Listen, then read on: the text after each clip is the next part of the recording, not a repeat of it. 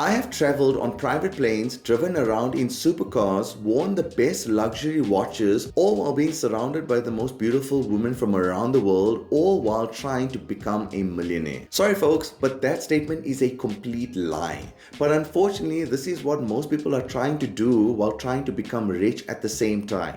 Why? Because many people are trying to look rich rather than actually being rich. So if you're one of those people that just want to show off a flashy lifestyle, then unfortunately this video is not for you. I'm not trying to demotivate you by saying that you can't live a good life at all, but rather to manage your finances now so that you set yourself up for financial freedom. So if you want to become rich, listen up, I would avoid buying these things. Buying the latest tech. No one really cares if you have the latest iPhone or MacBook. Way too many people upgrade to the latest phones, watches and laptops just because they think they're going to impress people or it's going to make them happier. I personally keep my phone as long as I can, and the primary reason as to why I generally change my phone is because the batteries on these phones don't tend to last very long after using the phone for 3 or 4 years. Upgrading to the newest version for the sake of having the latest technology is not a great financial decision. If you are truly looking to be rich, instead focus on buying things that can bring you the most value and avoid being drawn into the marketing hype. Number 2, buying branded clothing. This might be one of the biggest wastes of money out there. I have nothing against buying quality clothing. In fact, I advocate buying clothes of quality because it's a better return on your investment than buying those extremely cheap clothing brands. What I do think is a big waste of money is buying designer clothing. Now, even though these clothes are of a high quality, the reason why they are charging extremely high prices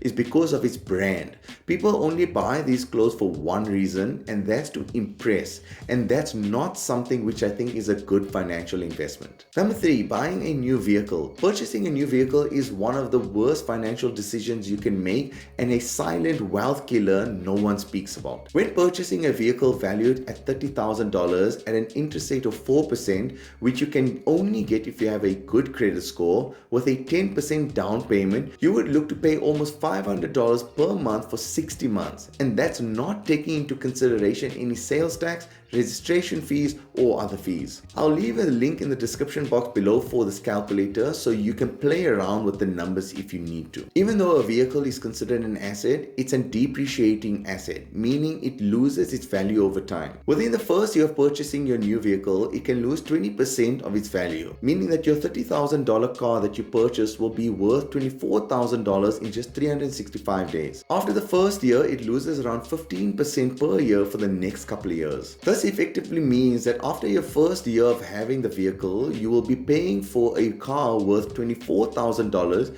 but you will still be paying your full premiums of $497. So what's the solution to this?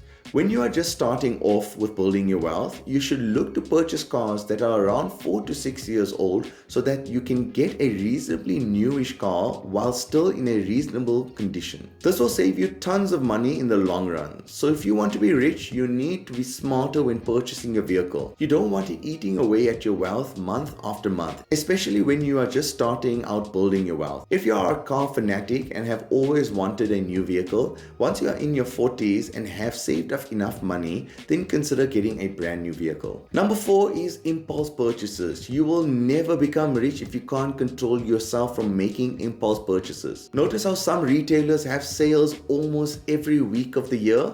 Now there's multiple reasons as to why they do this. Let's have a look at what those can be. Firstly, retailers increase the original price of the item a week or two before and then it lists it as a sale item, thereafter trying to lure the customer into buying it. Another reason as to why sales happen is that it's a product that hasn't been selling for a long time because no one wants it. And finally, retailers sell products at a discounted price towards the end of the season because it costs them money to store the products. Now what I do in these situations is that whenever I need an item, let's say a jacket, I will make a note of it in my phone and I will only ever purchase things that make it onto my list. Now keep in mind that I will have some items on my list for months at a time. This is one way to ensure that you don't ever make impulse purchases, and I can capitalize on any out of season sales by doing this. Number 5, investing into things you don't understand. You hear many stories around the world where someone invested $10,000 into some stock you have never heard of and become a multi-millionaire. You have heard of the Nvidia stock gaining a lot of attention these days due to how its stock price has rallied in recent times,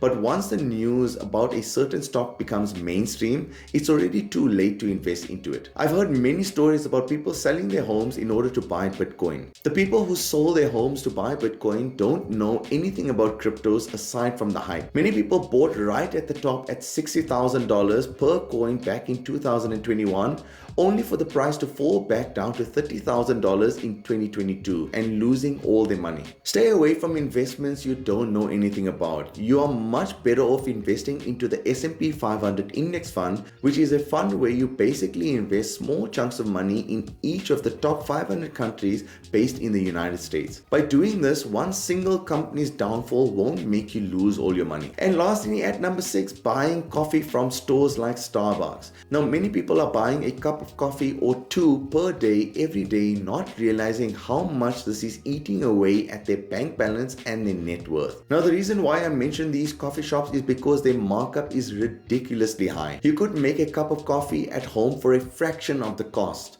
Let's do the maths behind these numbers. If you buy 2 cups of coffee worth $4 each for 5 days a week for a month, that's $8 per day, $40 per week, and $160 per month. And you would most likely do this for the next couple of decades. Let me show you just how much money that would be worth had you invested that money into the S&P 500 index fund instead. Since inception, the S&P 500 makes an average return of 10% per annum.